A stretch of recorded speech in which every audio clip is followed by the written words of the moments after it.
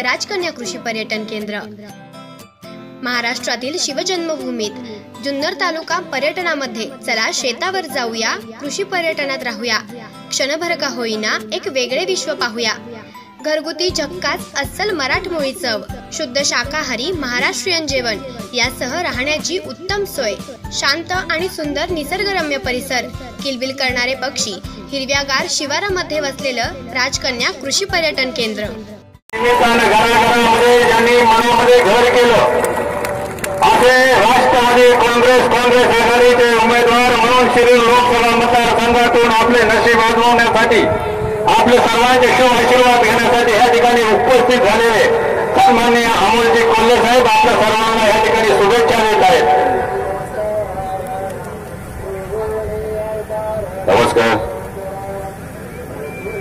तालुक्याचे युवा नेते अतुल शेडबिडके,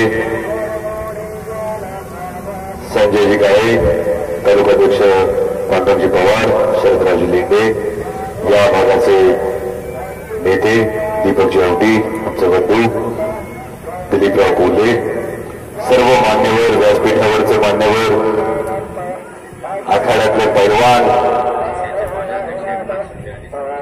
मनसेचे माजी अध्यक्ष एकनाथ शिंदे, सचिनजी पाटील आणि आपण सगळेजण, फार काही बोलणार नाही कारण इकडे आखाड्यात पैलवान भिडलेले आहेत, तिकडे राजकीय आखाड्यात पैलवान भिडलेले आहेत। फक्त दोनच वाक्य सांगतो, बाकी भाषणं युट्यूबवर तुम्ही बघत असाल। या भैरवनाथांना नमन करून भैरवनाथ यात्रोत्सवाच्या निमित्तानं जो यात्रोत्सव 3 दिवसापर्यंत चालायचा, ज्यामध्ये 2 दिवस बैलगाडी चालायचे, 1 दिवस हगामा चालायचा। दीपकजी, तुम्ही अपेक्षा व्यक्त केली, जर मायबाप जनतेला ती संधी दिली तर शब्द देतो पुढच्या वर्षी खासदार म्हणून यात्रोत्सवाला येईल तेव्हा घाटात गाडी सुरू झालेले असतील, परिपूर्ण झालेली असेल। आणि जो दुसरा मुद्दा महत्वाचा तुम्ही उपस्थित केला, त्यामध्ये मत देताना 29 तारखेला नक्की विचार करा माझ्या भावांनो, कोणाला मत द्यायचं। ज्यांनी शेतमालाला हमी भाव दिला नाही त्यांना मत द्यायचं, ज्यांच्यामुळे कांद्याची पट्टी 0 रुपये आणि वजा 8 रुपये यायला लागली त्यांना मत द्यायचं। माझ्या माता भगिनींनी विचार करायचा आहे की 400, 350, 450 रुपये सिलेंडर होता, तो 850, 900 वर गेला। ज्यांनी महागाईचा मार दिला त्यांना मत द्यायचं।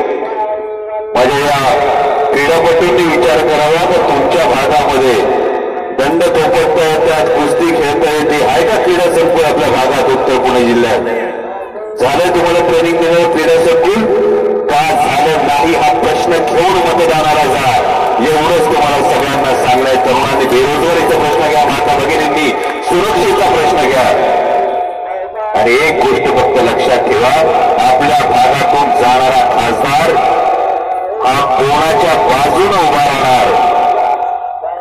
ज्या माणसाला, ज्या व्यक्तीला शेतकऱ्यांच्या दुःखाची नस कळते, ज्यांना शेतकऱ्यांचा कणा ताट करण्याची युक्ती माहिती आहे, त्या आदरणीय शरद पवार साहेबांच्या बाजूने आपला खासदार उभा राहणार की आतापर्यंत शेतकऱ्याचा कणा मोडणाऱ्या दुसऱ्या विरोधकांच्या बाजूने उभा राहणार? एवढा फक्त विचार करा। कळकळीचा मागणं मागायला आलं तुमच्या सगळ्यांकडे, माझ्या घरची माणसं आहात, माझ्या तालुक्यातली माणसं आहात। निवृत्ती बाबांनी एक आदर्श घालून दिला या तालुक्यामध्ये खासदारकीच्या माध्यमातून काम करताना। त्यानंतर जवळपास 35 वर्षांनंतर ही संधी आपल्या तालुक्याला चालून आली आहे। या मातीची शपथ आहे, जर संधी तुम्ही दिलीत तर या संधीचं सोनं केल्याशिवाय राहणार नाही। तेव्हा तुम्हाला सगळ्यांना कळकळीची विनंती करतोय, एवढी संधी द्या। 29 तारखेला फक्त घड्याळासमोरचं बटन दाबून तुमच्या नजरेसमोर लहानाचा मोठा झालेल्या या अमोल कोल्हेला तुमचा प्रतिनिधी म्हणून तुमचा आवाज उठवण्यासाठी, तुमच्या समस्या सोडवण्यासाठी जरूर संसदेत पाठवा।